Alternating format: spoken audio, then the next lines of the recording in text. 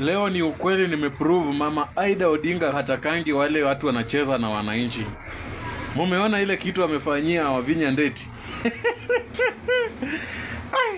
Like yani Wavinya amepata aibu mchana peupe.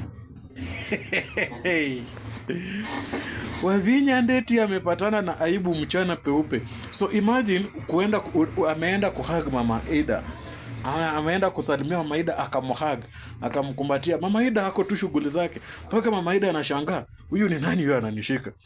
Ile tu kitu nimeona Mama Aida akifanya ni kuinua mkono yake kutoa kwa mwili, kuinua mkono ya Wavinya Ndeti kuweka kwa kutoa kwa mwili ya kujitoa yako kwa hiyo mkono. Like yani ukiangalia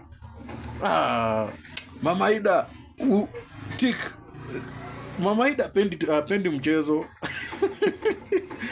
Hapo ni tik. Wavinya amepata aibu.